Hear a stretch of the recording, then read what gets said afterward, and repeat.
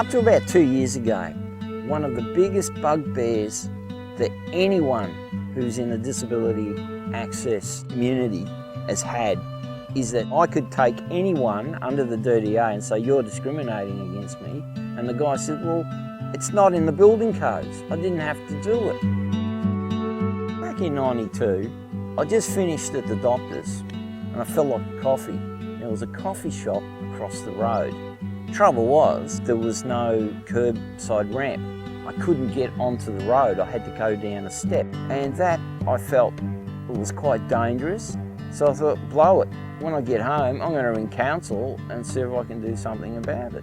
Within a 6-month period, they'd put in curb ramping and they'd rebuilt the pedestrian safety island so I could go and have a coffee without a problem. That's basically where I started. I'd look in the newspaper, I'd see a proposed plan for a commercial building. I would submit a complaint saying that it wasn't accessible because there was step access, narrow doors, no disabled toilets, all that. It became a fairly standard complaint letter that I developed. When it went to council for approval by the councillors, I would go in and say my piece and I would have a copy of the Disability Discrimination Act of 1992 and I would hold it up and say, if you approve this building, you are breaking federal legislation. There was a real negative vibe about change. And as far as I was concerned, the Disability Discrimination Act was not changed. It had been around for quite a while. So what I did was I kept in their face. It's always hard to come up with rubbish denials when you're talking to a man in a wheelchair missing an arm and a leg. I started building relationships up with the councillors. As I got to know planners and engineers, they were starting to change things. Mark's an interesting character. He tells you what he thinks and what should be done. But when you talk to him and go through the issues, he listens.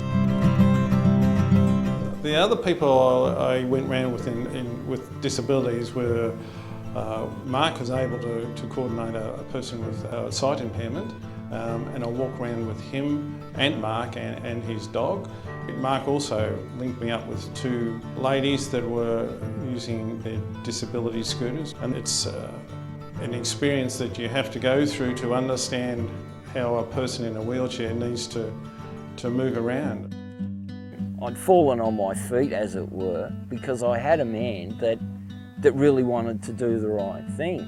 I was starting to get supportive phone calls, or I'd be in a council meeting and I'd have somebody I wouldn't even know that worked with the council say, keep the good work up, Mark.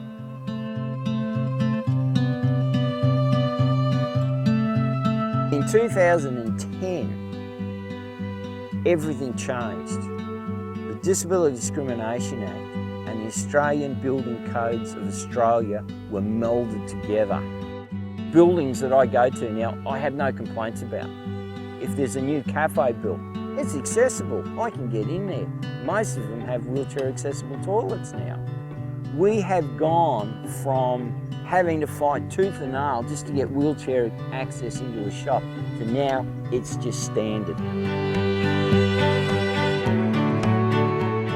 I was approached by council to advise them on developing an accessible beach and water policy. We already have a beach selected. It will be, I believe, one of the very few beaches here in Victoria that a person with a disability will not only just get to the driveway, can get actually onto the beach and into the water. That is what can be achieved if people really put their minds to it and utilise what standards we have and a bit of imagination.